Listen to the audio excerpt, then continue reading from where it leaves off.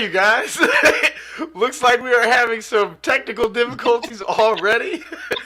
Yo, the countdown doesn't want to play. Is it going to be that kind of day? We will find out. I don't know. But we are so excited that we are here with, season 2, episode 3 of the Yes. Fury and Friends show. Can you believe it, Jariel? No, I cannot believe it. It's like, woo. I mean, yeah, and I wonder how much sustaining power we have. How many episodes? How many seasons are we gonna do this? I mean, you've got some pretty awesome interviews lined up. So I We think as do. long as people are ready to share their story, then just keep going. Come on, I'm down for that. I'm down for that. And as long as the Lord sustains us Yes. and keeps the tech demons away from our live stream. Oh goodness, you guys. Well, hey Tammy, we see you there. You say what? Ricky Dillard's choir. You can see his choir marching into the house. There you go. That'll be the way to get things started there. Welcome, Tammy, and anybody else who's joining us live on Facebook or on YouTube. We're so excited that you guys are here. If you are enjoying the broadcast, make sure you give it a like wherever you're watching it. If you're on YouTube and you haven't subscribed yet, you're going to want to go ahead and subscribe so that way you don't miss the next live broadcast, because we definitely do these episodes every other week. And on the off weekends, I try to bring you guys a special message. Last weekend, I talked a little bit about calling and getting that conversation started with the understanding of our calling to, first and foremost, God himself. And next weekend, I'll be continuing that conversation, really talking about how we can discern our calling and what that looks like and the different ways that God calls us. So we'll get into that more. Jariel didn't even know I was going to bring all that up. She's like, ooh. Yeah. What you do? But you guys, we got a lot of fun stuff lined up today. We're going to talk about some of the upcoming movies and shows that we've been kind of excited about. I'm going to give you guys a review for a movie that just released that I think some of y'all will really appreciate in the next few days. And then we're going to have an interview with none other than Morgan Walker. She is an amazing young woman that I can't wait for you guys to meet, and the full-length version of her interview will be coming out within the next week. So what do you say, Jariel, that we just dive right on in? Whoop, whoop. Let's do it. Let's do it. All right, we'll be back in a sec.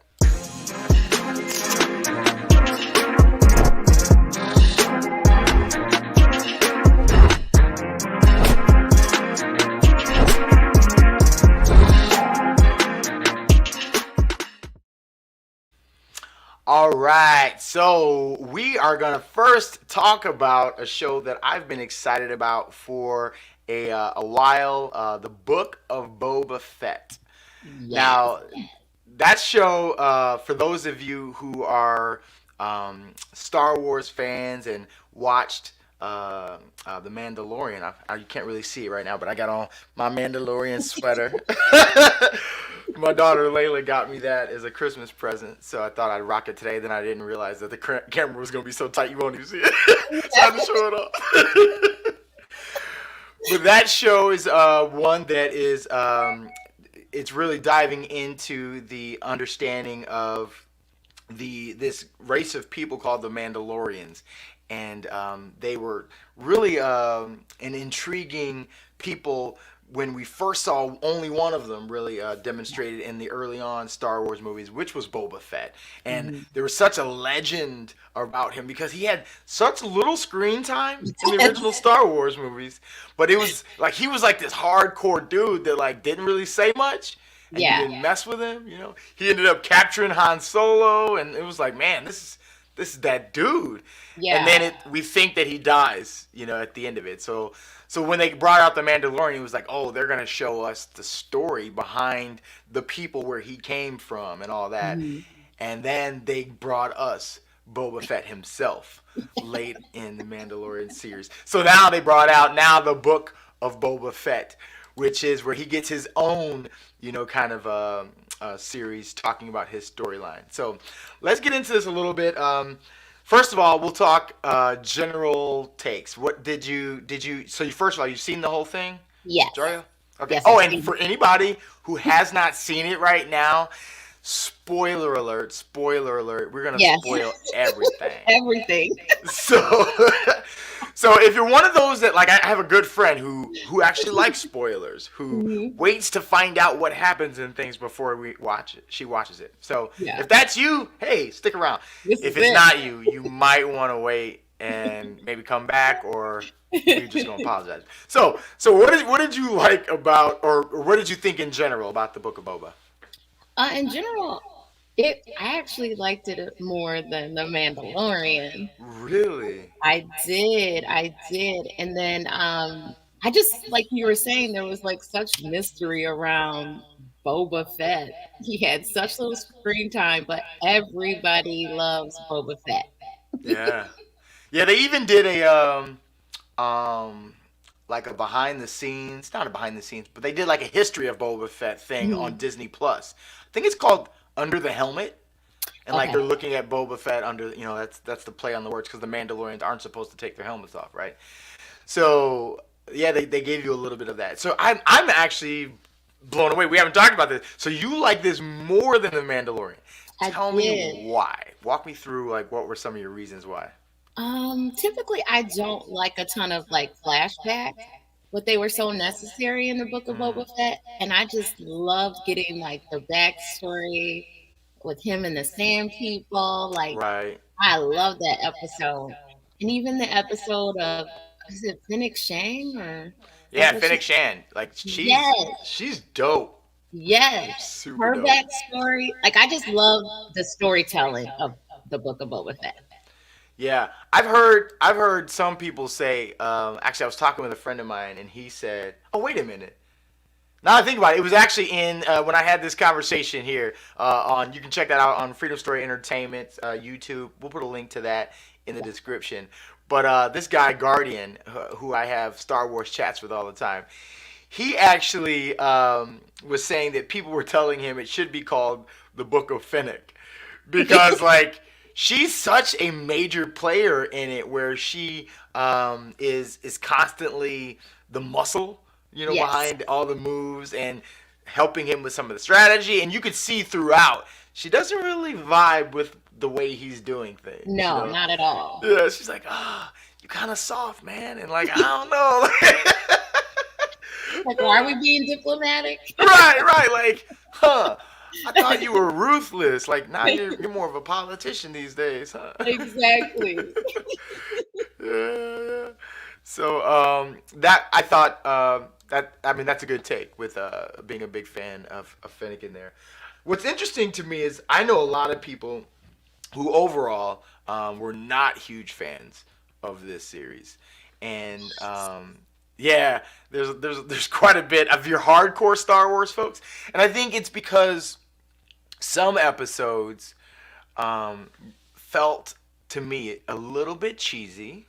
Okay. Like for some reason, some of the characters, the way that they did them, it was just like, oh, that guy looks a little hokey. I'm like, oh man, I thought we were beyond that at this point Yeah. in our.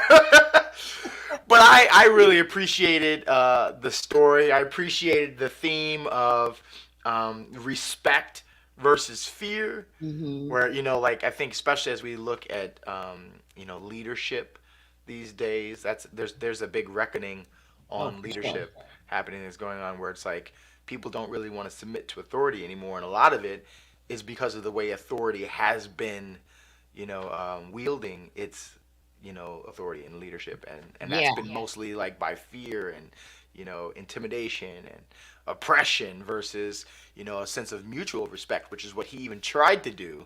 Yeah. Didn't always work successfully No, though. no. So I don't know if the message is really being delivered, because Yeah. in the end, I felt in like the in end, the end, they had to do it Phoenix Shane's way. yeah, she's like, yeah, enough of this. And what's interesting, and I talked about this with Guardian, I don't know if he was even aware Fennec went all ninja on the I other know. crew.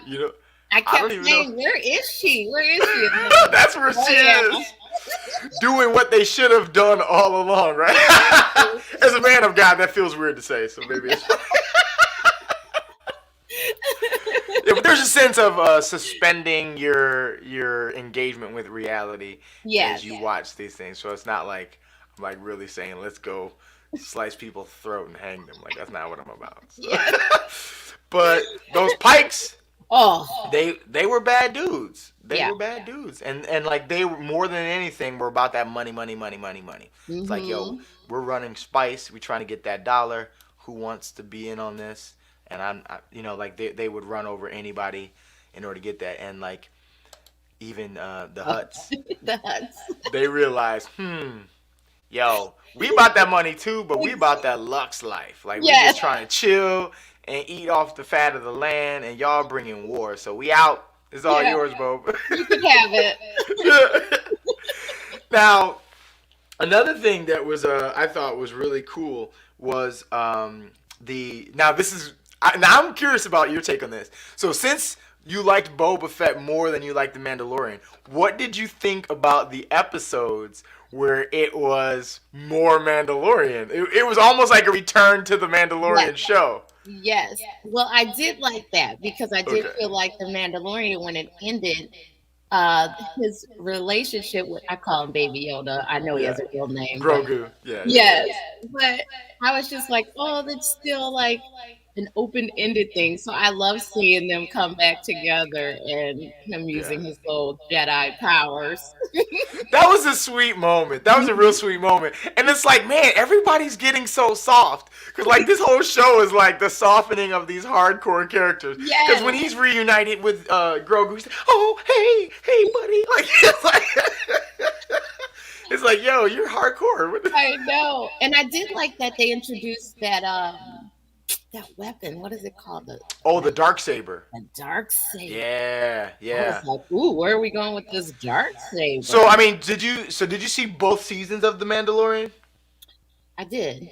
Okay, so they introduced it at the end of, I guess it was season. Two or Was it one? season two?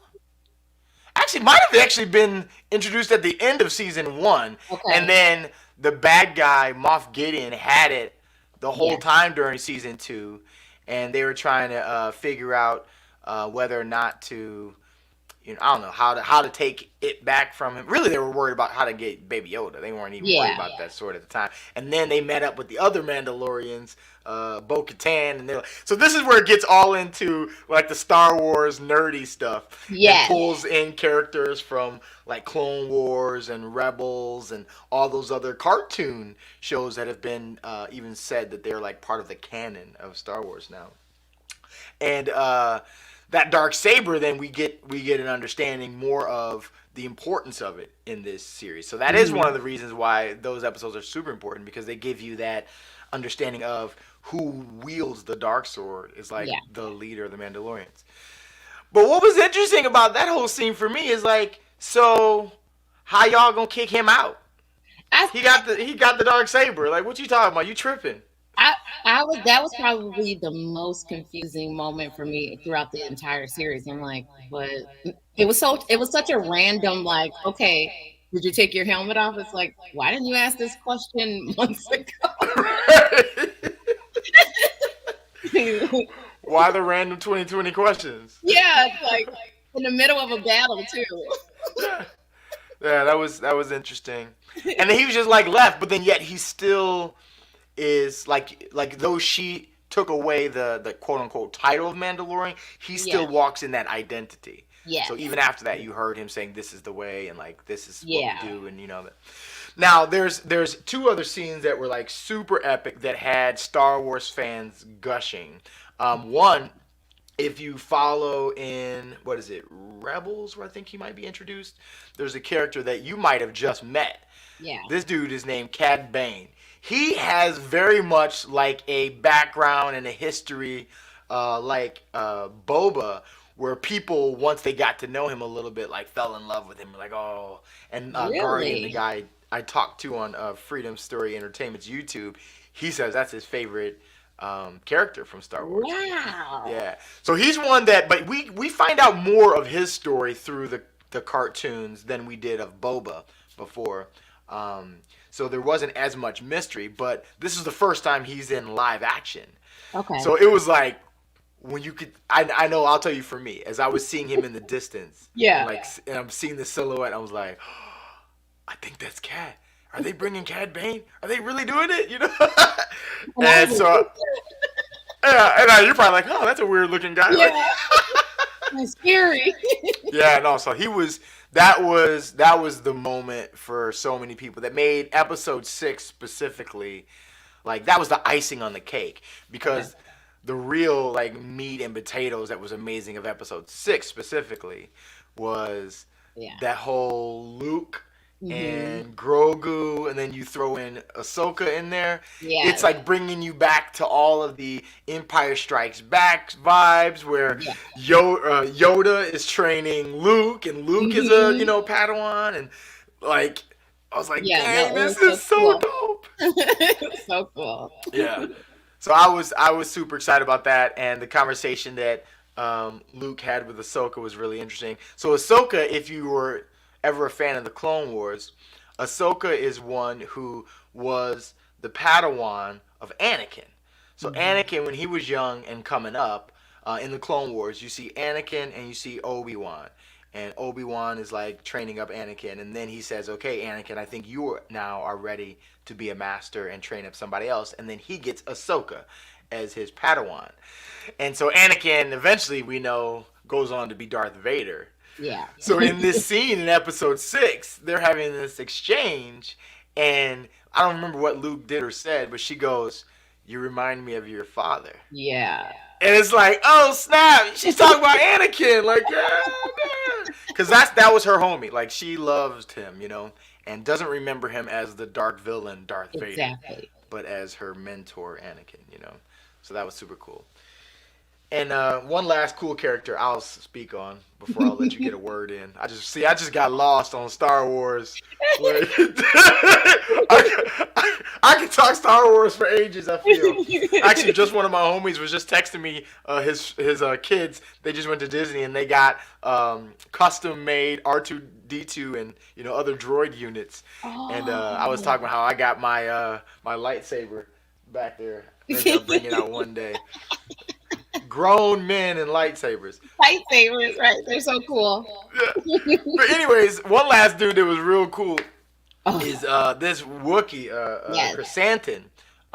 The word is, I guess, he's like super hardcore in the comic books versions of Star Wars, and he showed himself to be He did. beastly, physically and metaphorically.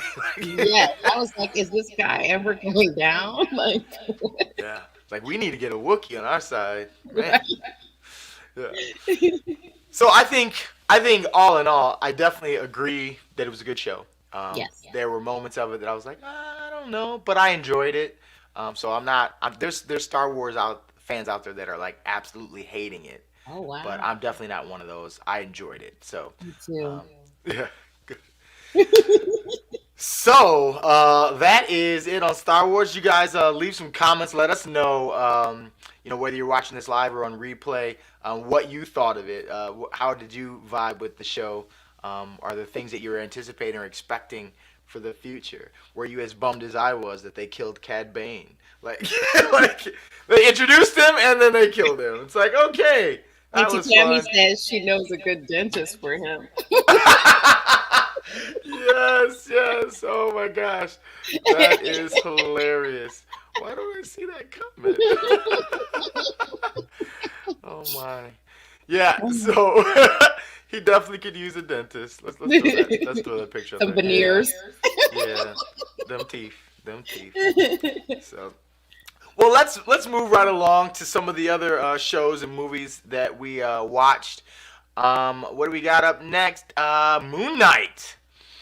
So, Moon Knight. So we haven't actually watched. I'm sorry. The rest of these really are ones that are coming that we Yeah. haven't really seen, and kind of what we're excited about that. So you saw the trailer.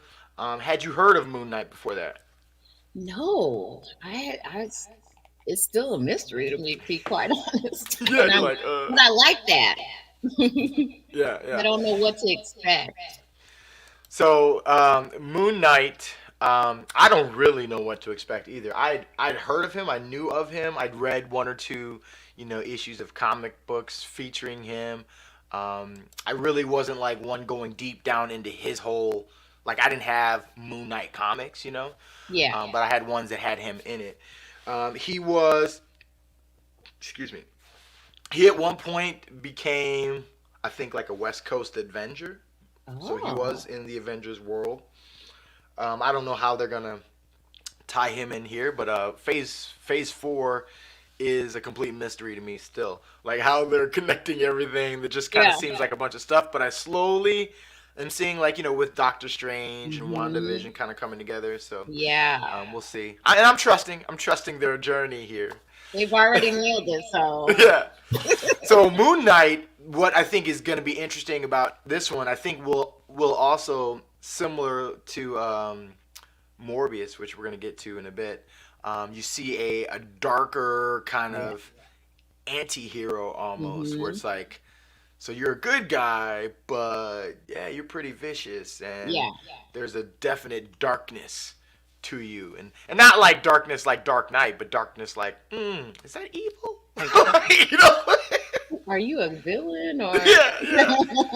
Are you just a villain who's like doing some good things every once in a while, or? Yeah, and honestly, that kind of seems like a theme for this next phase because Doctor Strange going all bad and Morbius, Moon Knight, kind of iffy, Yeah, Blade I mean, you even. got Venom who's in that Hmm. lane, so there's more of that, Yeah, definitely. Even in the Falcon and Winter Soldier, you had whoever the new captain's name was, not Falcon becoming the captain, yeah, but the but other that guy, yeah that guy. John. I can't remember. John Walker. John Walker? Yes, Yeah, yes. John Walker. Not to be confused with Morgan Walker. Interview coming up soon. Uh, No relation. no relation. Yeah, so he became like a bit of a dark hero there. But Moon Knight, I think the deal is that the character that he is, because there's different versions of him in the comics. Mark Spector was a mercenary, and Mm, he, like, I want to say somehow gets like possessed. Like in his adventures, he connects with this Egyptian god Khonshu and becomes like possessed by this and has like powers from this Egyptian god, lowercase g. Come on, okay. because it's all fake. Let's Yeah. let, let's rec- let's recognize once again we are suspending reality. This in no way is something that we are, believing in. There's no idolatry going on here. Yes. But in this fictional world, he is receiving power from this Egyptian god, and I don't know. It looks interesting to me. It does.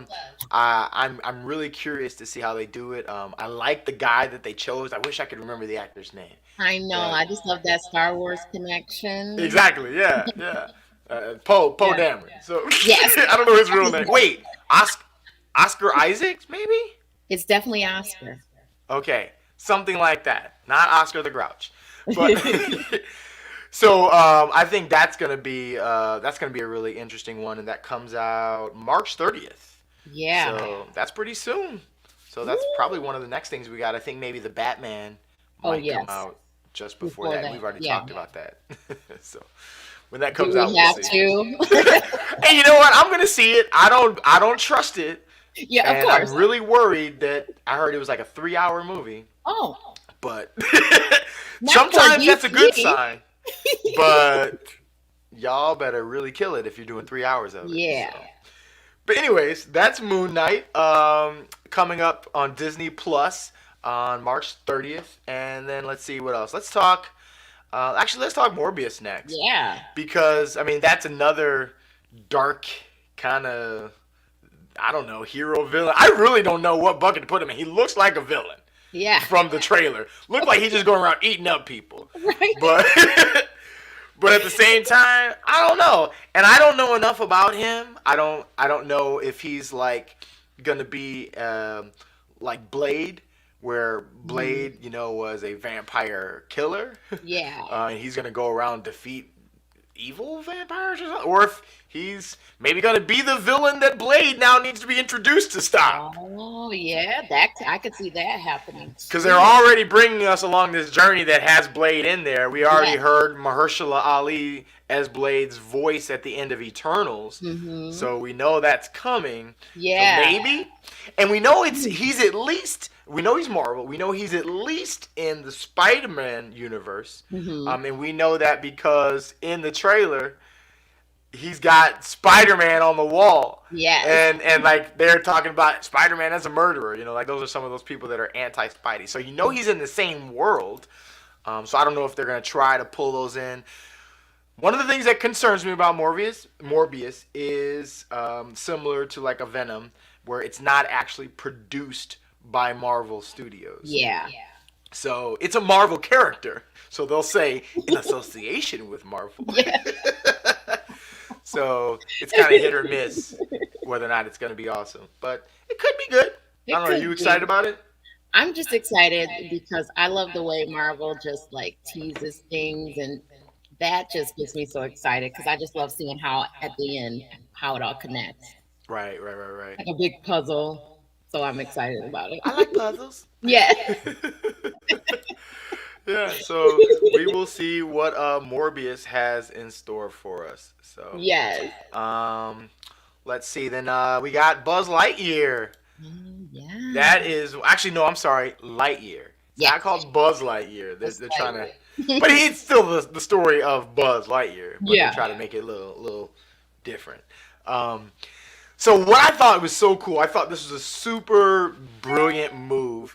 Is they're taking it's basically a prequel in a way Hmm. of Toy Story, because Toy Story, if you recall, is you got Andy and he's got all of his toys, right, and Woody's his favorite, and then there's this movie that comes out Yeah. and the main character is Buzz Lightyear. And just like they do with Toy Story toys, right?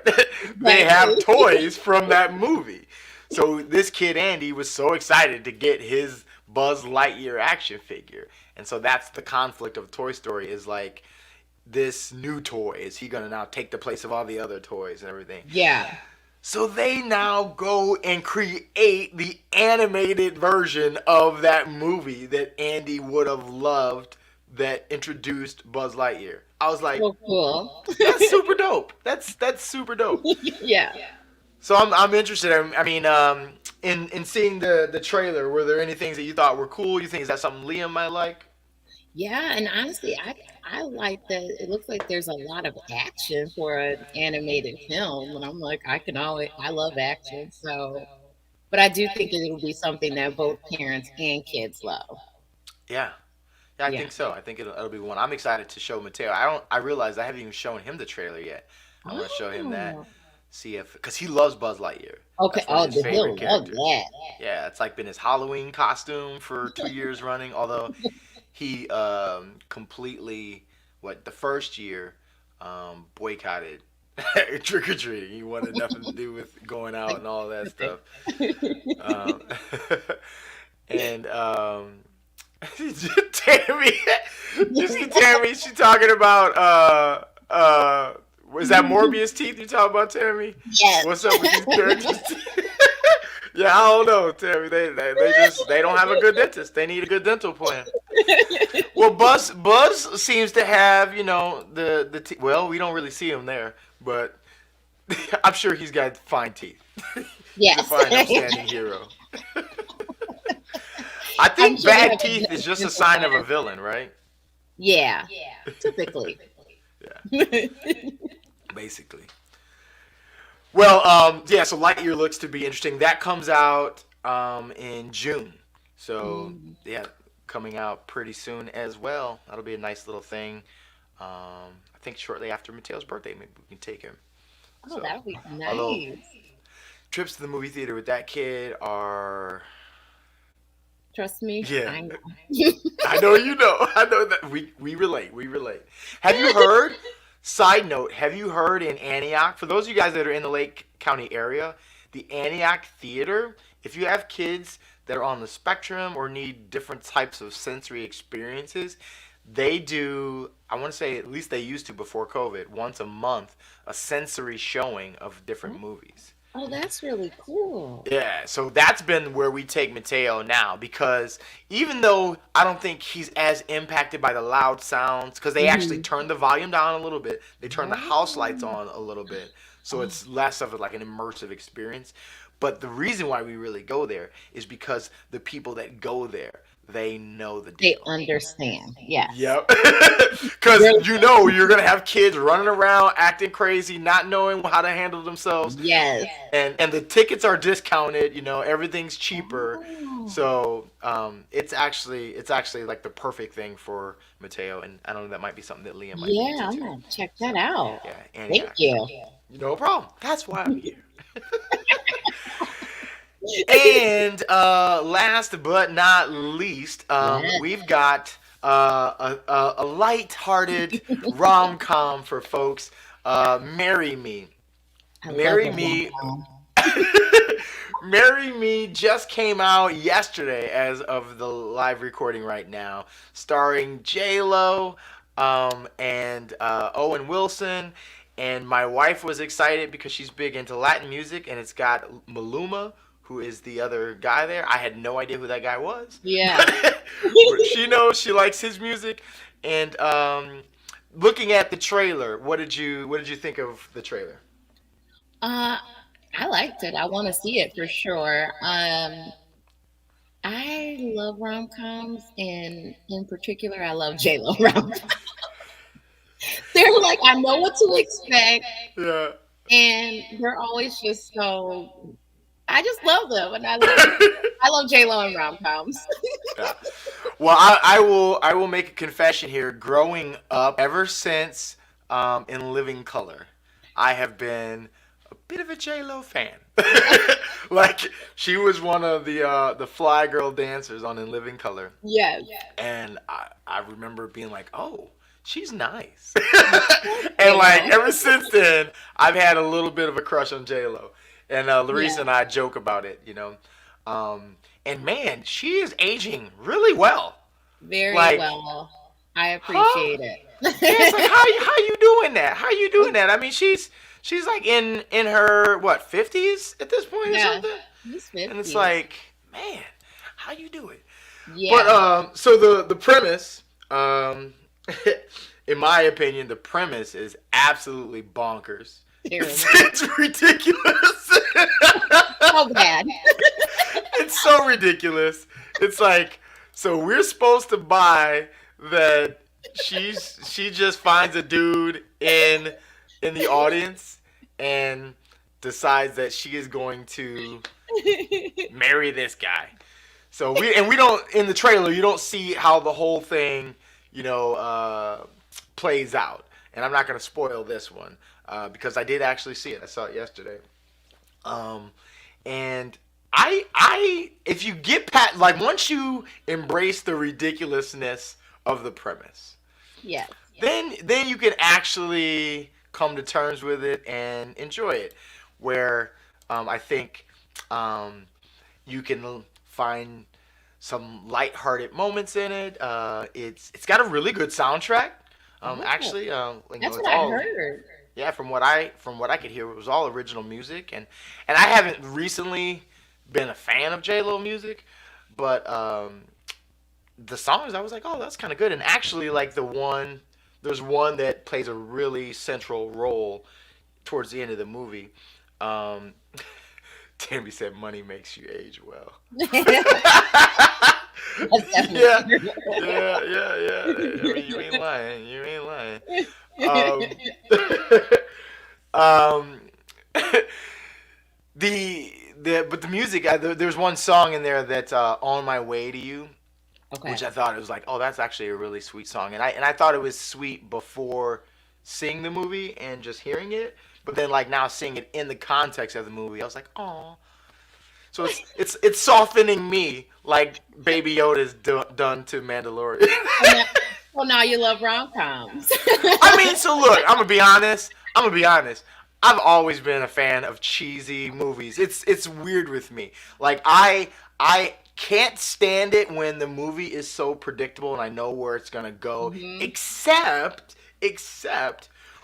when I know it's not supposed to be. Yeah. You know what I mean? Like, if it was like Tenet, and like I could just figure this out, Yes. I would be like, okay, y'all failed. Yes. But if it's like in that Hallmark Lifetime movie cheesy rom-com lane, Yeah. I'm down with it because for me that serves a purpose. Yep. Stress relief. Stress relief. You know? Because I'm not like, what's going to happen? I don't know. I'm like, Yeah. oh, yeah, They're you gonna know, get this is cute. together. Yeah, and I know at the end there's going to be a happy ending, and I'm going to walk away smiling. And if they really did their job, I might have a little tear. You know? So, now, having said that, so I think I would recommend it for people who are into like cheesy rom coms. Definitely perfectly timed with Valentine's Day coming Yes. up. On Monday. Great date night flick. I think there's some subtle messaging in there that it's like the sanctity of marriage. It Okay. just, I mean, marriage is just like this thing that's just like, oh yeah, sure, I'll marry you. It's like it becomes a joke or just Yeah. a thing that you do, and then it's like, do we Yeah. stay married or do we not? So there's Okay. that. But I mean, if you can, like I said, in the same way that you would like ignore the fact that they're dealing with Egyptian gods in the Moon Knight, like Yes. just take it for what it is. I think you'll actually find that there's a lot of encouraging messages in there about courage and taking risks and believing in yourself and ways to get through difficult situations. And there's a sweet relationship there with Owen Wilson and his daughter, and Oh. the chemistry of Owen Wilson and J Lo is really great on screen here. So Okay. I think people will enjoy it. That's Okay. I'm my excited. I want to see my it now. marry me review. So. Well, when you see it, let me know. Let me know what you think about it. And same thing for any of you guys. If you watch it or if you have watched it, leave in the comments what you think of the movie, and I'd love to hear if I'm the only person who enjoyed it. I looked up actually on Rotten Tomatoes this morning because I wanted to know if I was crazy, Yeah. and the critics hate it. But I mean, right? Like if you're trying to like judge it like you would judge a Tenant, Okay. yeah, it's not gonna measure up. No, Of like course not. no. But the audience, so it had like a 57% from the critics, 91% from the audience. Exactly. Right? Who doesn't love a J Lo rom? I don't. Because you just want to go and have a good time. That is one. Yeah. And with these days, more and more, you don't necessarily have to go because not only is this in Oh, theaters, it's on but it's on Peacock. Peacock. Oh, I can watch You didn't even know that, did you? No, That's how I saw it. You thought I went to the movies? I did. No. Saw that mug on Peacock Well, I yesterday. can watch that today then. There you go. Sweet. So enjoy. See, that's why I'm here. Yeah. You 2 for 2 today. Killing it. All right. Well, that was fun, man. We should talk more about stuff that's coming. There's a lot of more great stuff that we haven't talked about. I can't wait to talk about Obi-Wan when that show Yes. has a trailer and Yes. everything, and She-Hulk's coming, and so many other fun things coming. So we'll be talking about all that stuff as it comes. And you guys, don't hesitate to put in the comments if there are some shows, movies, things that you're excited about that you'd love to hear us chat about. And we would love to bring that to you guys in upcoming episodes. So right now, what do you say we transition to our interview with none other than Morgan Walker? Yes. Let's do it. Let's see if I can get that going right here.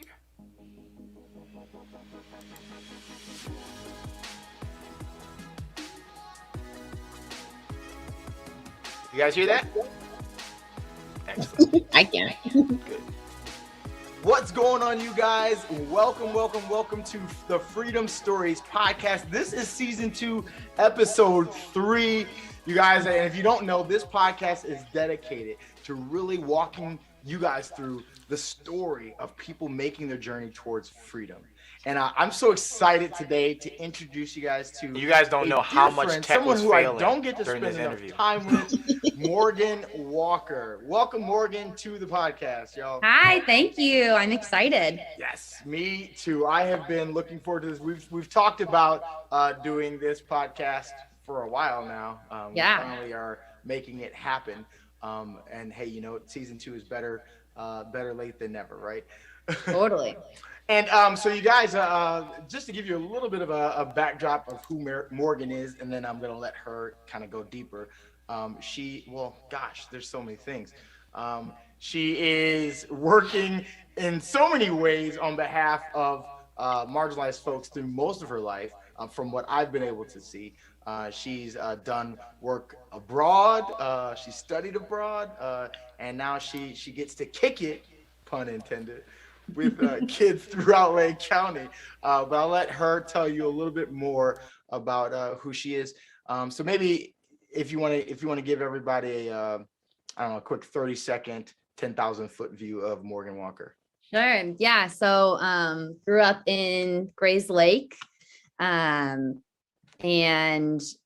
went to church really close by to my house. Came to know the Lord in about like third grade. We started going to church. We were like, oh, there's a church here, so we'll start going. Well, hold on. You're going in. Okay, so I want to. You want me to give you This is good. This is good. This is great. I love that you just dove right in. So let's slow down and let's look at some of those influences in your life and walk me through you actually coming to know the Lord, because that coming to know the Lord piece, like that's a big part of the conversation. Yeah. Like, totally. Jesus happened. Jesus happened. Yeah. So I grew up, like I said, in Grace Lake. Both of my parents grew up in Christian homes. My mom's family was Catholic and my dad's was Protestant. And they kind of, I think like a lot of people do in college, you like get out of your church context and so once there's a camp, right, like a half mile from my house. So we started going there at Faith Church. So we started going there over the summers, and it was, really fun. And then, they shared the gospel with us. And when I was in about third grade, I was like, yes, sign me up for this Jesus thing. I'm into it. So I asked my mom, like, why don't we go to church? And she was like, I don't really have a good answer for that. Let's do it. So we started going. And so wait, time out real quick. So the camp, were your parents like supporting you or encouraging you into that camp, or was it just a camp that you're like, oh, I'll go? Well, I mean, I was 8. So it's like, I think they were like, they definitely, I remember like my dad would read Bible stories and we would go to church, and then just, sometimes when you have like, I don't have kids, but I am around kids a lot, and I can imagine how it would become tricky with lots of little people to just be like, we're just going to stay home on Sundays. It's just too much. Right. And so I think they were really excited. Like, it's this, church community. The camp seems great. It's a half mile from our house. We need childcare. Let's send them there. Gotcha. So there was already a faith background to the family. Yes. And then this was like, oh, this made sense. Like, yeah. So I remember like reading like Bible stories. I remember like being very like upset when I watched like The Grinch and trying to like figure out. And then I was like, he just doesn't know baby Jesus. So, there was like some levels of it there, like was definitely a part of my upbringing and like my understanding of the world and things going on, but wasn't like our like typical every Sunday morning, my own. I didn't really know about like, oh, this is something you like accept or like make a decision on your own. Sure, as I think lots of little kids do. But so I think, Jody Sinkmars was the director at that time. And she like shared the gospel with my group on, I think it was maybe the last day of camp. And I was like, yes, I am in. So, and then I was like, well, I guess now we're supposed to go to church. And my mom had already been, I think, going to like a women's Bible study sometimes there. And so we started going. And then I think really shortly after, my dad and my brother started coming too. And we got like really plugged in, awesome community there. And like I think my parents didn't grow up in traditions where you get baptized as an adult. And so they both, in becoming members of the church, got baptized. And then I got baptized shortly after that. It was like really grew up within this community, which was, just like a very supportive of me as a person, of my family. I remember like when we were going through hard times, like they were the people that came around us. So it was very easy to see this, at least from like my perspective of this, like, this is better. Like, this is good. Like, this is what it makes sense. It seems like it's being lived out. The things that God talks about of loving your neighbor and the community and what it looks like. And so, I grew up in youth group, got plugged into like, we went on a couple mission trips to New Orleans, really enjoyed meeting people there and making friends there with people who have been, growing up in some communities that were dealing with a lot of things that I personally never dealt with based on my, frankly, white privilege and like, just like socioeconomic status. And so it was really interesting to meet Christians that had lived, like in some ways there's like these real similarities between, the things we care about and how we love people, but also like quite a different experience in like our neighborhoods and the things that we were having to deal with at the time.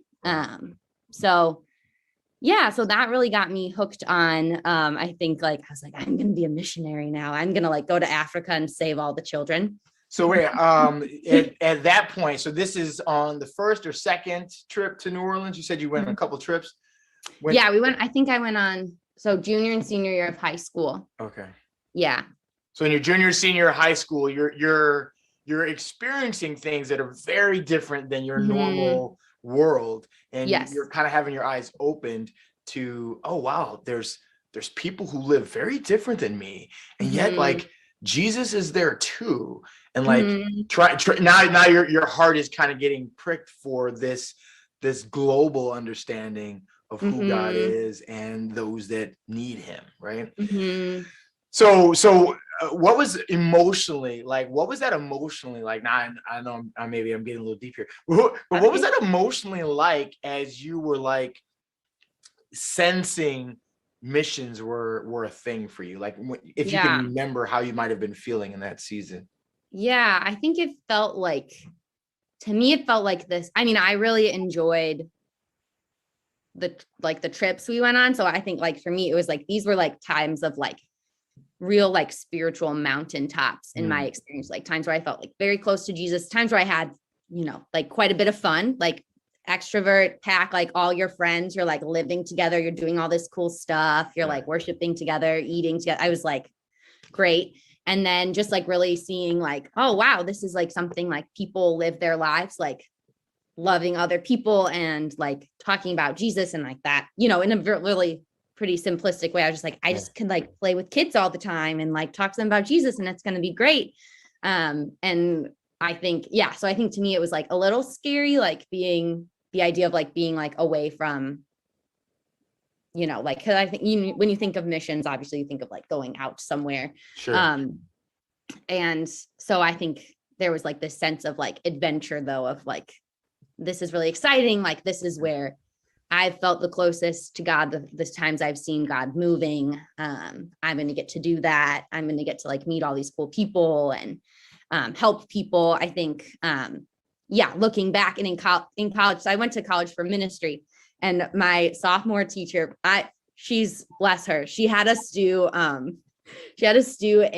savior complex quiz, and I tested off the charts for savior, and I was like, or like it was like called like the Messiah complex, and I was sure. You're not supposed to think you can like save other people and that everything's your responsibility, and like so like that.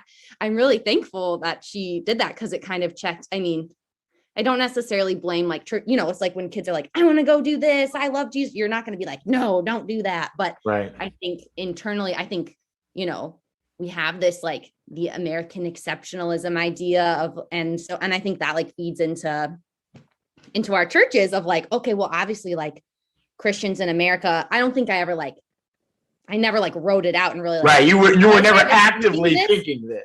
But it is this like this idea that like, oh, well, like people over there must not know Jesus because like we're, we kind of have this. And then there's like the whiteness factor too, right? Of like, oh, this white girl wanting to like go to all these Black neighborhoods in New Orleans and save them. And it's like, they like these moms and grandmas and dads, like they know Jesus and like, they know him very well. Like we don't need this like 15-year-old. And it's like, I think that's not to say that like people from different backgrounds shouldn't come together and like that you can't like share Jesus with each other and like like build each other up. But I do, there was this like this white superiority complex that you don't really get told.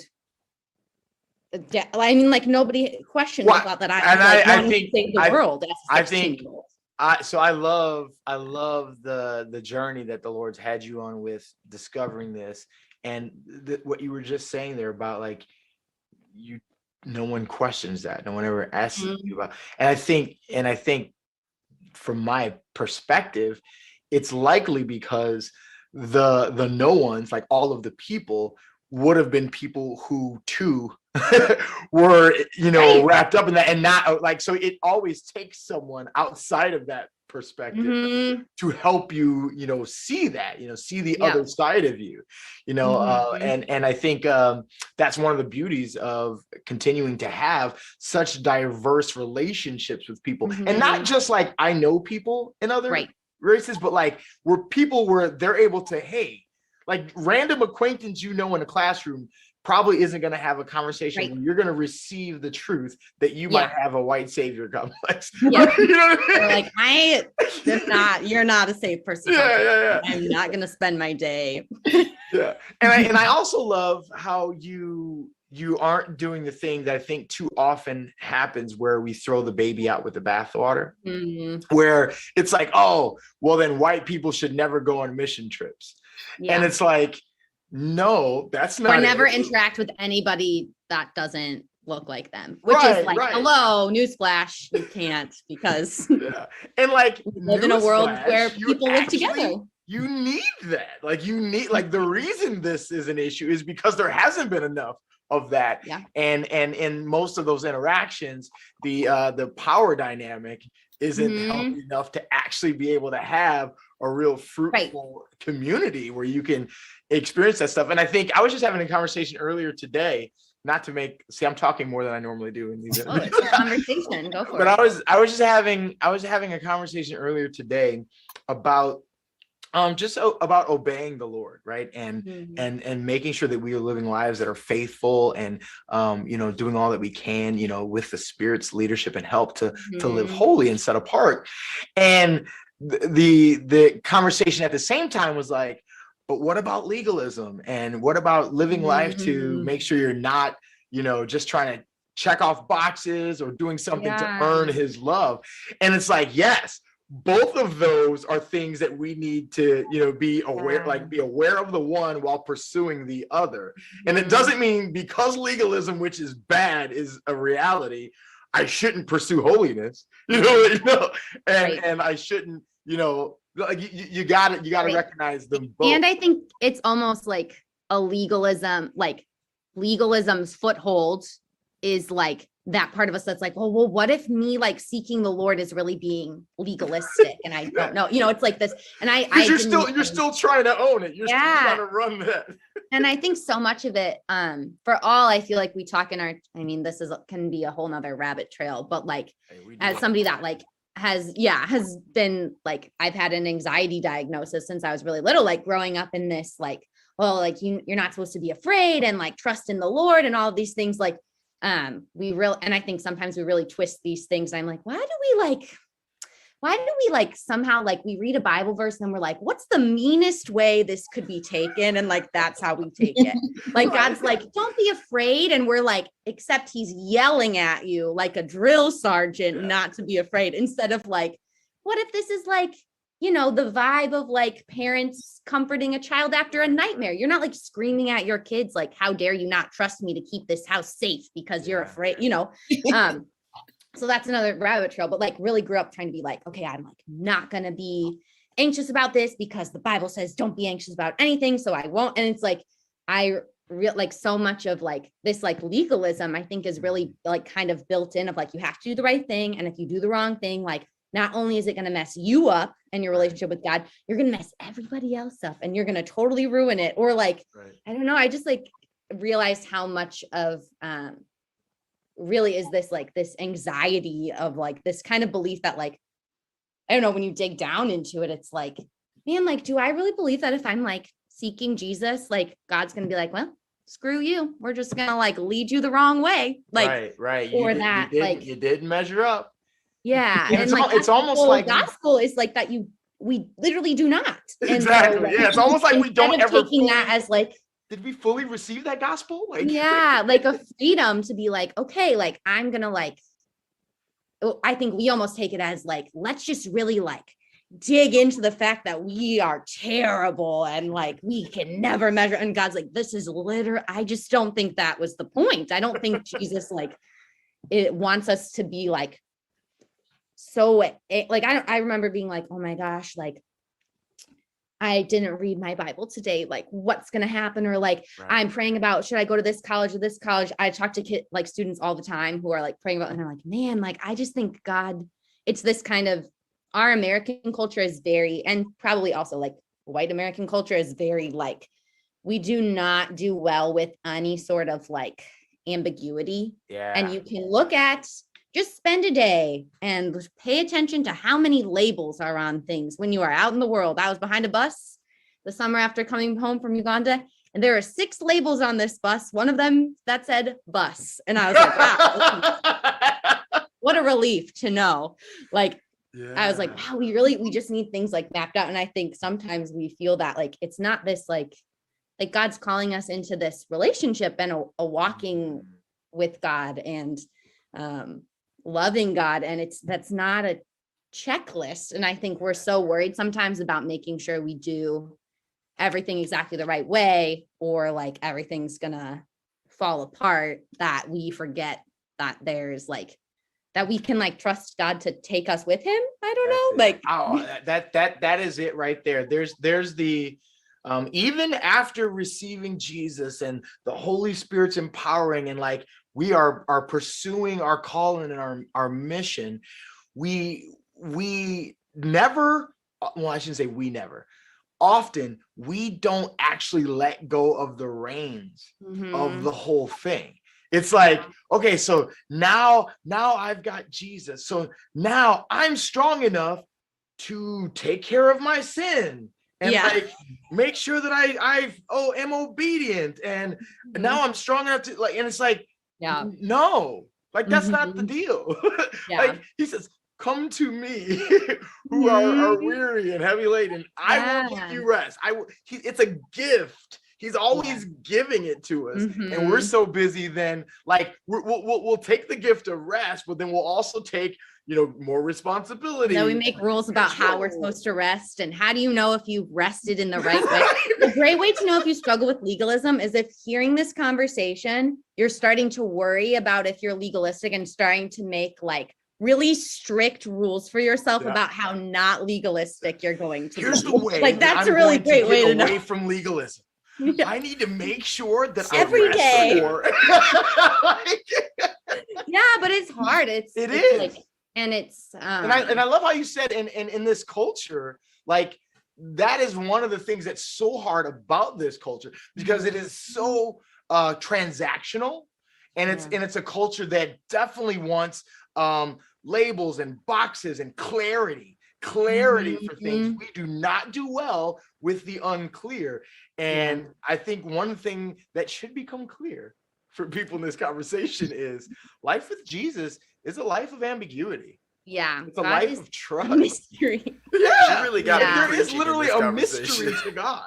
And we spend so much time trying to remove the mystery. And like, and that's part of even how our brain works. Where, when we walk into a room, like we are engaging with people and objects based on our prior knowledge. Right. Yeah. Which is like part of how you function as a human, and is okay. Like, and I think like as somebody that like deals with things, it's like, I know I'm like in like a circle when I'm like, or a vicious cycle when you're like, I'm anxious about how anxious I am about this, or like how legalistic I am. And it's just like, I think if I had heard this conversation when I was in high school, I would have made a list, and I would have like been so stressed out about how legalistic I am. And oh, God's probably so disappointed that I'm not taking it, and God, sometimes I imagine Jesus like, I'm just trying to tell you that I love you. And you're like, I've got this. I'm going to stress out about this. I don't want to give them misconception, because I think I've done that so far in this conversation, that this isn't something I struggle with.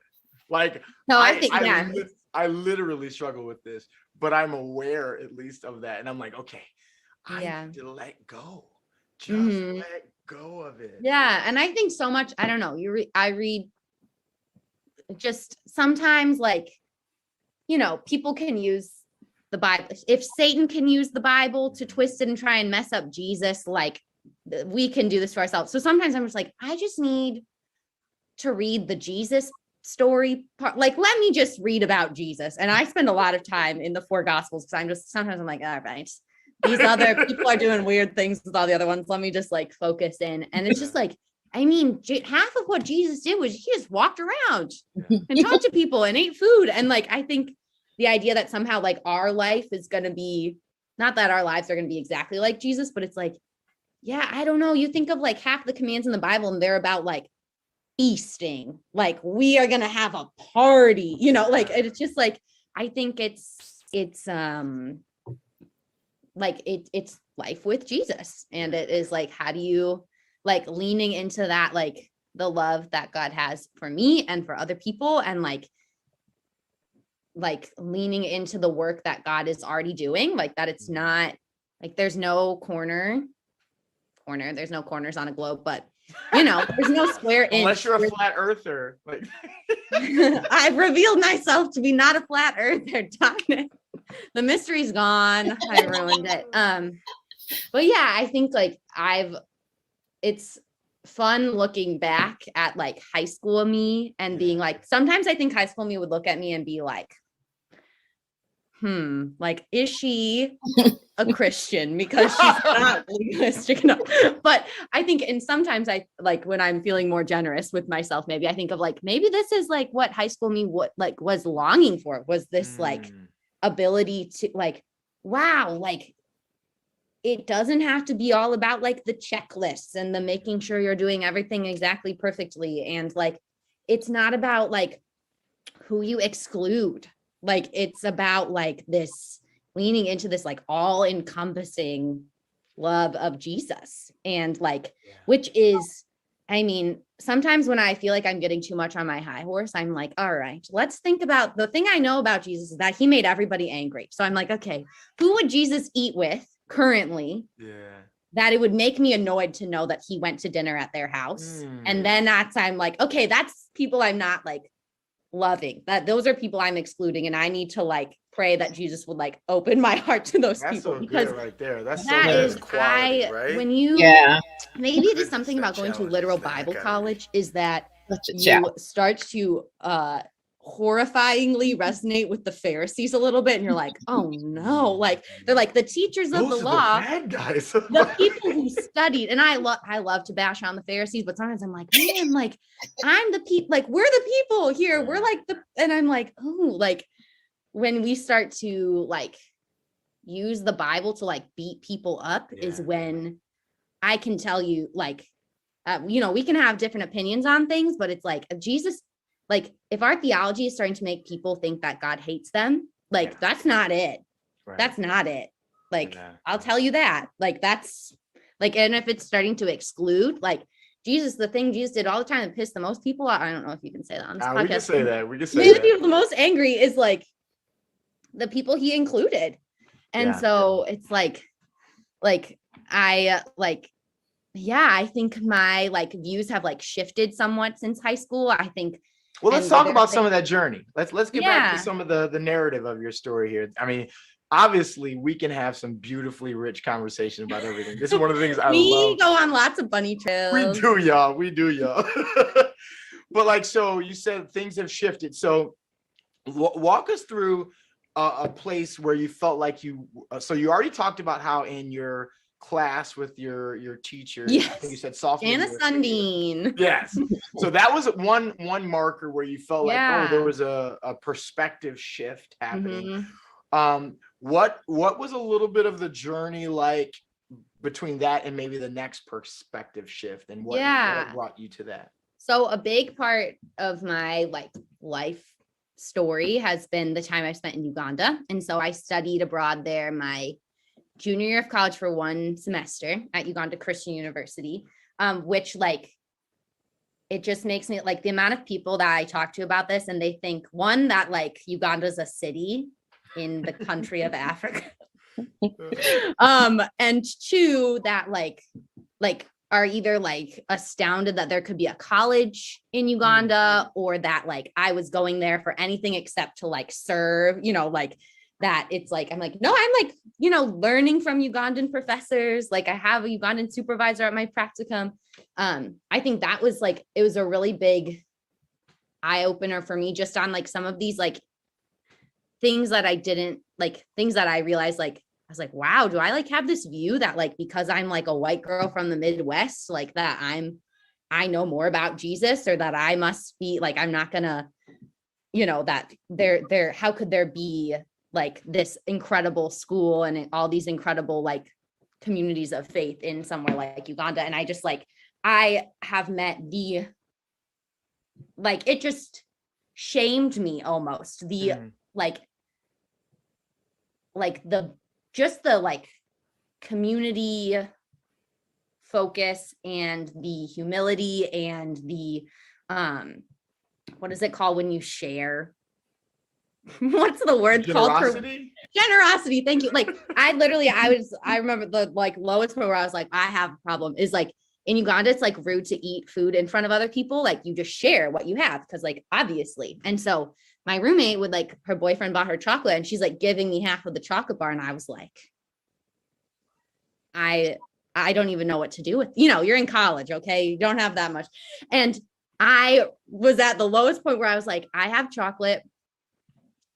I want to eat it now. My roommate's in the room and I don't want to share it. So I hid in my closet to eat my chocolate. And I said to myself, this is the worst thing I've done in my entire life. Like this is like, I'm so like, this chocolate bar cost me $8. I know. Like, and I can't share. So after I was like, we're just going to have to like, we were talking a lot about how, from a like white Western perspective, we think a lot about, when we think about spirituality, we think like, okay, if we like can think correctly, then that's going to trickle down. It's going to change our hearts. And then we're going to act different.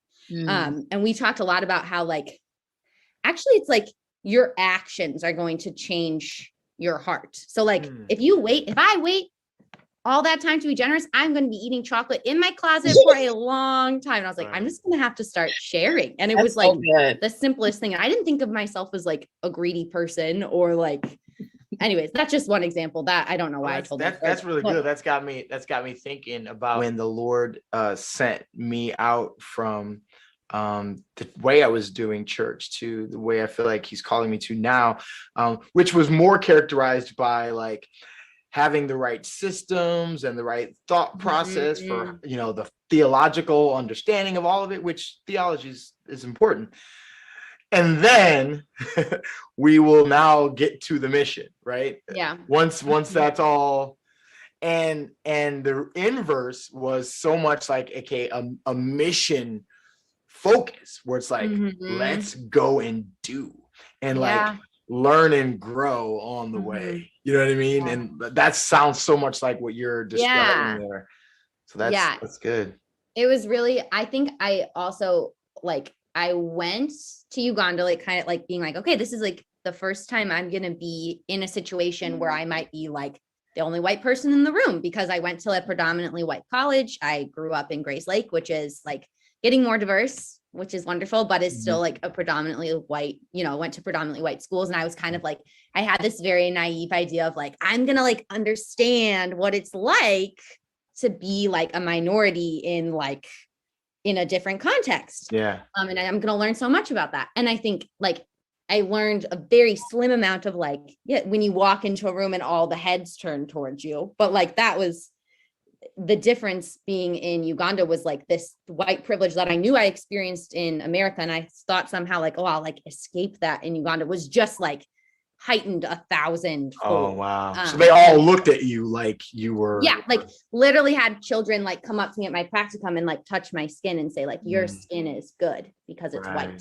Right. And I was like, oh my, like I don't want to, like, how do I, or like chase after our bus like we're movie stars because we're white people. There was just this assumption, and I'm sure like some people didn't, but like generally it was like, oh well, like you're a white person, so you're probably a Christian, you're probably rich, you're probably a good person. which, and I think some of it's white and some of it's American too, like you said before, that for American sure. exceptionalism. Like, because I now engage with a couple of different churches, in one in Kenya, one in Uganda, and the one in Kenya I deal with a lot, and they all have a very heightened perspective of who I am, and like, and I'm like, yo, like I'm just a dude, like, like I am nothing like special that you guys need to get so excited about. Right. Oh, Pastor Fury's calling. You know, it's like, oh. So yeah, I see that. And so like trying to like talk to kids about like, okay, like God made you and like God made me, and we're both like made in God's image, and so we're both wonderful. And kind of realizing like at my practicum, like I was like, okay, maybe like the best thing that I can do, like the biggest work I can do, is like eat a little bit against this idea of like, you know, truly like this white supremacy idea, this like evil, insidious thing that has like is all over the world, unfortunately. And like, okay, like these kids are going to see me respect my supervisor, and they're going to see me literally, I don't even know how to cross the street here safely, look to like a Ugandan person for direction, and I'm going to follow their leadership, and I'm going to be asking them questions on how to do things, and I'm going to be showing them respect. And I was like, okay, like that. And I did notice like a difference between kids at the children's home I was at and the school, where the kids from the school didn't interact with as many like outside Western people, and the kids at the home did. I was like, maybe this is from like watching us like maybe make fools of ourselves a lot, but also like, okay, like I can like be in this relationship with my supervisor, and I'm learning a ton, and kids watching me learn, like that can flip. Like we would tell our students, I went back to work for the program taking care of American students that were studying abroad there. And we would tell our like nursing students, like your main job at your internship is to walk in and introduce yourself as not the doctor, because people will just assume. Do not cut people open. Like, I don't care if someone hands you a scalpel, like, you know, a second year biology student, like, do not do that. And so it was like, I don't know, just, I learned a lot about, unfortunate, like, I think I had kind of always built up like missionaries as like, oh, they're like the good guys. Like maybe there's bad people have done bad things, but like the missionaries were there and learning like how deeply entrenched the church was, the white church at least, was in slavery and in colonialism. And that just like really wrecked me. And it opened my eyes to a lot. I think just like getting out of the US and like seeing things from a different perspective, it like I was like, okay, well, like what else is happening like in the world? And I came back from, my friends were like, are you okay? I was like, I am not. They're like, do you talk about you're talking about, is this right after your semester? Yeah, I studied abroad and I came back. I think that was when we met, and everyone was like, are you okay? You just like only talk about injustice. And I was like, that's literally all I have room for, because like this is happening over here and this happened, and I don't know. And that's why I know that to be the characterization of you, because like ever since I've known you, she's always on a rant, and she's it's good, like it's healthy, and it challenges me, and I love it. So I appreciate having you in my life. And before I forget, I want to just celebrate something that you said, which I thought was so key in the way that you were trying to take down white supremacy in the eyes of the Ugandans, was to be intentional about submitting to minority leadership. Like that's huge. That's huge. And I think that's a thing that many people can learn from, because it's not a thing that most white people have to do. Yeah. Right. Like they're not in positions where they generally have to do that. Yeah. They can choose to go somewhere else, or generally speaking, just naturally be the ones that are put in leadership, you know. But and you just kind of assume like, well, like I must just deserve it. Right, like, right. Must just be great.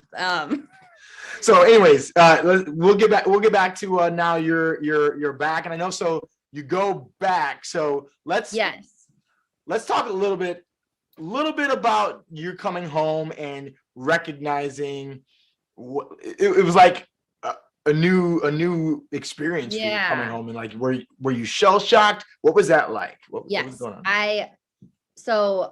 I was shell shocked in several ways. Like you talk about culture shock, and there's just like the difference that you also talk about like country shock and just like, like really basic things like what types of, buildings are you living in and what side of the road do people drive on and all of that stuff. So there's, I don't think I had experienced a fluorescent light in, 6 months. So I like came in, I was like, the first time I walked into a grocery store and I was just like, there's just like stuff everywhere. Like we're just stuff and my room is big and I can drink out of the shower if I want to. Like I am wealthy beyond like this is absurd, like to an embarrassing amount. And like, what do I do with this?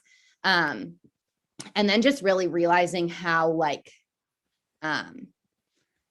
it, I think, unfortunately, there's been this kind of, at least in like the circles I was growing up in, this idea of like, like, oh, this is like the social gospel. Like if you are thinking about how, to take care of people, like that's just kind of this like extra thing. And like, if you focus too much on that, you're going to lose the like Jesus part of it, which I was like, I just don't know if you've like read, like, are we reading the same book? The same, so like, is your God also a homeless Jew? Yes, maybe. Like, I just don't like, like women like followed him around and like paid for his way, and he like healed people and he ate with people and like, anyways. So I just am like, what are you doing with Matthew 25? Like, walk me through that. Like, yeah. So I think, just really realizing like, wow, like a lot of the gospel, like, it's just very, I don't know. It was hard to like be coming like from, a context where like, I had just learned about like genocide and I had just learned about, and then like, you're coming back in and it's just like, how do we get people to engage in small groups? And I'm like, I just like, what? Like, these are the issues we're talking about? Or like, people are mad about like, I came back to college and like the toilet paper was like, not as like, it was like one ply and stuff. One ply toilet paper? I don't know. People were calling it half ply. It was thin, but I was like, you can drink out of your toilet if you need to, like, and you're complaining about, it was just like this kind of like, I was like, I just don't even know what to do with, like, I was just angry. I was angry at, myself. I was angry that I felt like really caught up in like systems that were like hurting people and oppressing people. I felt like I had been lied to, or that like the whole, like, my whole upbringing, not like my parents, like not individuals, but just like, I just feel like this whole, like, we're doing harm or we're not stopping it. And like, I don't want to be engaging in things that are hurting my host family in Uganda. And I don't want to be part of a system that oppresses people and hurts people, and where I get the like worldly benefits of that. And I don't know what to do about it. And so it sounds like you had a whole nother conversion. Yeah, I think it was like, it was. And the reason why I'm pointing it out like that is because that's similar on another scale. What happened to me August of 2018, because I remember coming back to our staff meeting and they hadn't done anything different, but I was just like, wait, something is different. What are we doing? Like, so I get it. Yeah, I think this is why we connected. So like, and I got plugged into Mosaic because which is a diversity and intercultural, I don't even know how to describe it. It's great, but it was at the college I was at. And I started going there talking about all of these different issues that I was like, this is stuff that matters and stuff I want to know the answers to. And I was like, I just get to sit here and I can be the new person. Like, I don't have to be because in my friend group or in my family, it was like, I felt like I was the one person who was like, we need to, right. I'm sitting here. You're the voice of, I'm sitting here with like a 60-year-old Black woman. And I'm like, shit, this is not new to her, that there's injustice in the world. And I can be the, like, I'm like, I feel dumb and like, I don't know anything. And I can like sit here and like learn and be in relationship. And like, people are talking about these things that I really,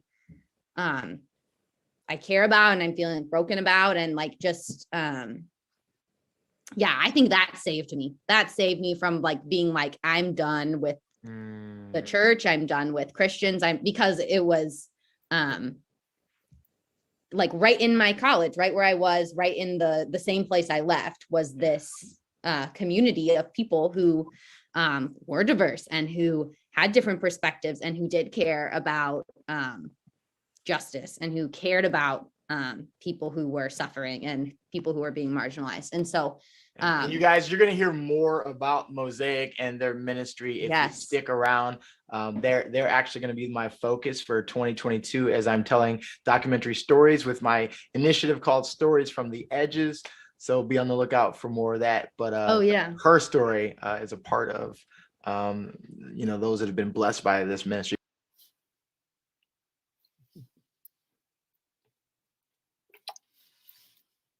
Uh-oh, you're muted. I think we're muted.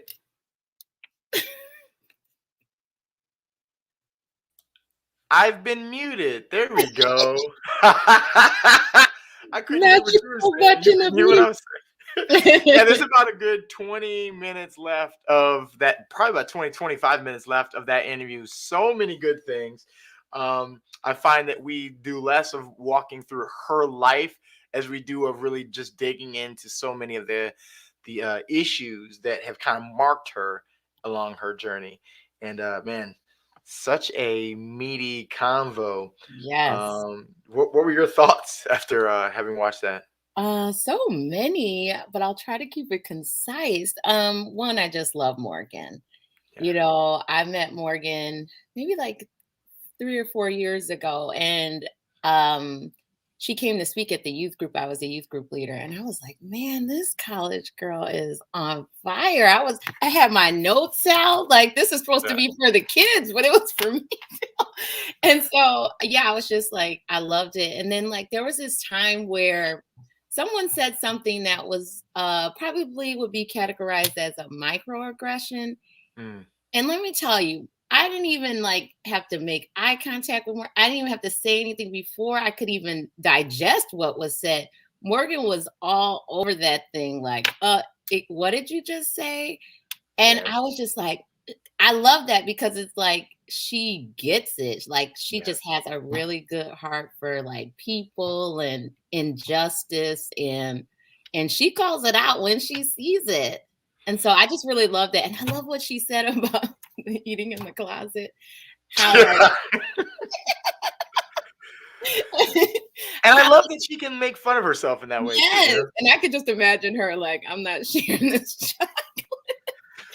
But just like how she said, like, your thoughts won't change your heart, your actions will. And I'm just like, oh, that's so true. Because there's so many times I'm like, okay, I just got to think the right way. It's like, no, just do the right thing. And that, that heart change will happen. That's such an interesting paradigm shift too, because so often the thought is, get your mind right, and then have that come from your mind into your heart, and then do. And she's like proposing flipping the whole paradigm. It's like doing, and then as you're doing, it's now that's actually part of what transforms the way that you think about things and the way that your heart is about things. And it's like, oh man. And as I engage with that thought and just even contemplate like my history and looking at things, there's so many places where if I waited to feel like it, if I waited till my heart was really into it to do certain things, oh man, I don't know how much I would really get done, Yeah. So that was actually a really good thing to even just like meditate on. And not that like it's unimportant to engage our thoughts about things and our heart about things. But like, we look at, what is that? Is that Micah 6:8? It's like, do justly, love mercy, and walk humbly with your God. Like, I don't see the focus primarily on your mind and the way you think about things. It's like, do this. Go and be about justice, be about living righteously, walking. And yes, it's important to love justice, right? Yes. But like, love mercy, love God. But like, 2 of those 3 were actions. Doing and walking. Yeah. And then There's so many. Oh, I'm sorry. Go ahead. Go ahead. oh I no, don't I want was to. just gonna say this last one was kind of trivial, but Morgan has the most sick, messy bun game like out here. Like her messy buns are always on point, and I love that about her. Yeah, yeah. Ever since I've known her, she's definitely had some sort of bun Yes, action. yes, I love it. Well, she said a couple things that I thought were rather significant, and then I'll end with a conversation about one of the things that I think is important going forward for 2022 for us. But Mhm. she talked about, you know, people's engagement with white supremacy and the um, not the active thoughts necessarily, because I think it's easy for people to recognize and negate active thoughts of white supremacy or American superiority, and like Yeah, to point it out and to shut it down. But there's the recognition that she has of just the way that you were raised, the culture that you were brought up in has its own baked in understandings of life. yeah, And some of those are good and healthy, and some of those are not healthy and they're destructive and they're poisonous. And I think for most of us, if we're just all going to be honest, if we were raised in America, like white, black, whatever, there is a baked in American superiority for that sure. we have, unless there's been experiences or active people that are representing another cultural thought that is going against that. That's why it's Yeah, so important for us to like get out of the country if we can afford it, if that's possible, just to be able to see and engage with life outside it from another perspective, to recognize, man, it's not all about us. yeah, Like we we aren't like the best of everything. You know what I mean? everything. Yeah, you know, and not that we need to just be like boohoo on America, but Yeah. like just to recognize we aren't the center of all things, Hmm. and like Jesus wasn't American. You know what I mean? Not at all. God doesn't like wave the American flag. Like Yeah, let's, and there's so much of that nationalism that gets wrapped up in the church, or church that gets wrapped up in nationalism, correct. that I think is so damaging, especially when then you go and export that to other nations. Yeah. So that's part of the work that I think Morgan was recognizing, that, oh, what are we bringing with us that's not the gospel, Hmm. that I need to get rooted out of me, Yeah. versus don't go. No, that's Yeah. not necessarily it's like, let's get healed, like let's get purged of this Yes. that not of Jesus. I also loved how when she talked about, the conversation about the social gospel, and we didn't go into it in Mhm. detail, but there definitely is a population of people who just completely separate the work of the gospel from the truth and the language of the gospel, which is Mhm. important, right? Like the proclaiming of who Jesus is and the submission to him as Lord and Savior, Yeah. and the work of justice work of blessing the poor. And like there's this dichotomy where for years there's been some cultures that are only doing the proclamation, and then there's cultures that are only doing the demonstration. Yeah. And like if you're someone who's doing demonstration, whether that's all you're doing or not, if you're someone who's doing that, then there's the pocket of people that are like, oh well, that's the social gospel, and it's like, Yeah. yo, this is living out what The you proclaim. Yes. Jesus did both. I am God. Like I'm talking to the woman at the well, like I am He that you speak of, and Yes. at the same time, like I know everything that went on in your life, and now go tell everybody about that. Yes. And He's feeding people, and He's healing people, and in Matthew 25, I referenced it in the convo. I was like, Yeah. yeah, like what are people doing with Matthew 25? Like the last half of Matthew 25 is this huge parable where he's essentially aligning himself with the poor, with the Mhm. prisoners, with all Yeah. of those who are marginalized, the most vulnerable of the society. And it says, okay, if you have loved these people, if you've visited the sick, if you've visited the imprisoned, if you've Mhm. taken care of the poor, then you've taken care of me. And like Yeah. that is a demonstration of those that are going to be actually in heaven. And what's interesting about that passage, and I swear I'm gonna stop preaching in a minute, what's interesting about that passage, the way I just delivered it or interpreted it, that's actually way more embracing of both sides of the conversation than Jesus was. Oh, In for Matthew sure. 25, Jesus sounded like straight up social gospel. Yes. He didn't say that's a demonstration of what you Yeah. said. If you have, Yeah. then you are in. And so if you're just trying to take things literally, you could read that and say, man, this is what saves. Now, I don't believe that's what he meant. Yeah. But like for people that try to take things literally, like, yo, so I don't see how you could be over here in this camp and not think that there is no need for actual demonstrations Yeah. of that love towards the most marginalized. There's Exactly. no basis for it if you read the Gospels. Yeah. So I love that she No, that's walked good. through that a little bit, and it gets me fired up. That's why I had to preach for a No, minute. that was such a good interview. Such a good interview. Yeah. But one thing that she also mentioned, and we kind of talked about it at the end, was a place that was a bastion of hope for her, like a refuge, was Mosaic. And Mhm. Mosaic is one of the focuses of our network. Like, they're one of our people that we partner with. So if you give to the Unshackled Network, part of that giving actually goes to help support Mosaic. They have like a beautiful trilogy of ways that they're trying to engage people in ministry. So they have what started off as Mosaic House Ministries, which was just a house.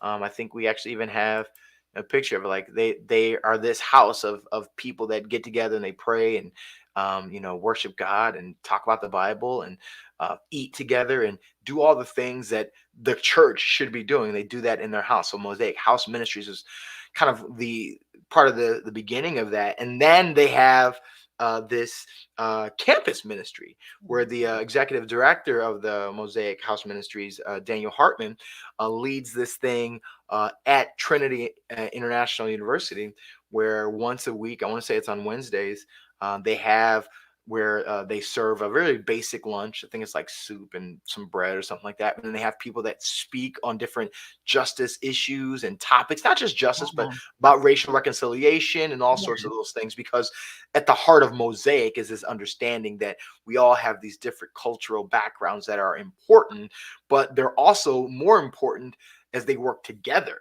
Yeah. to demonstrate the mosaic that is, the people of God that God created. Like, God's Yeah. the one who's knitting all of these people together. So we want to like understand each one of the individual cultures, how we can elevate one another and work together. So that's happening at the university. And then now in I want to say it's June or July, they're actually going to be able to launch the Mosaic Hub, which Cool. is going to be pretty cool, where they get to have this central location where they can have people coming in and um, doing creative projects in one place. They got a worship center in another place where they're gonna try to, the long-term vision is 24 hours of prayer, and Yeah.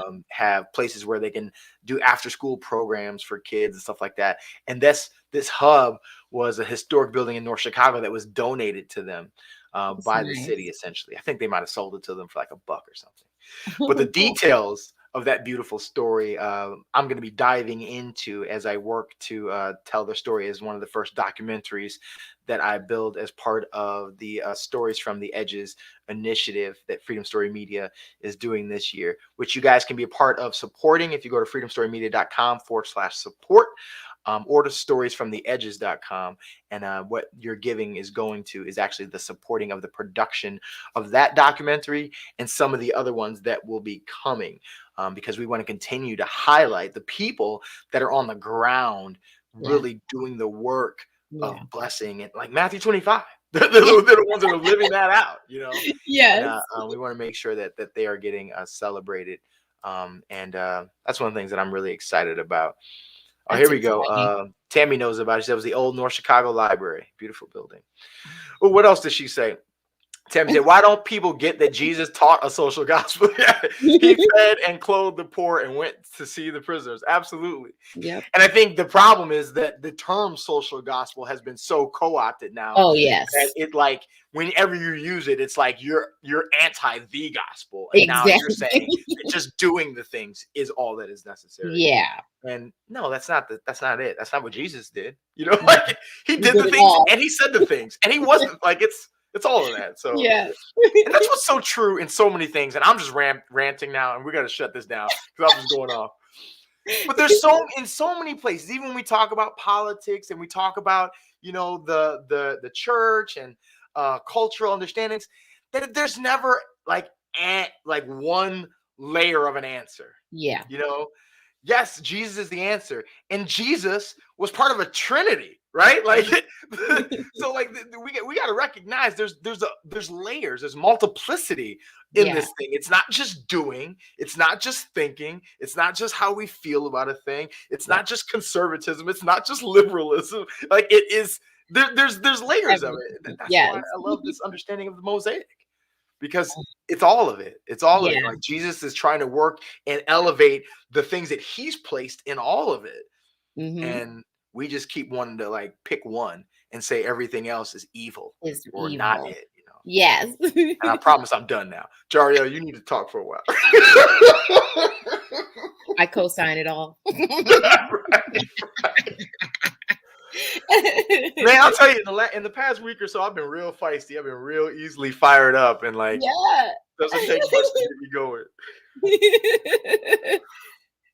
Well, any final words on that, or anything else we've talked about, Jario, before we bid everybody adieu? No, I just encourage everyone to check out that full interview from Morgan. She's just really, I just love her. Yeah, she's one of my favorite people. Yeah. And I promise you guys, the interview's already edited, and the reason why it's not available right now is because technical difficulties. Come on, that's been everywhere. But it'll be coming out either later today or sometime this weekend. So be on the lookout for that. I'll put that link in this description. And you can also find that on freedomstorymedia.com when it releases. And you can go back there and find all of the full interviews and all that good stuff there.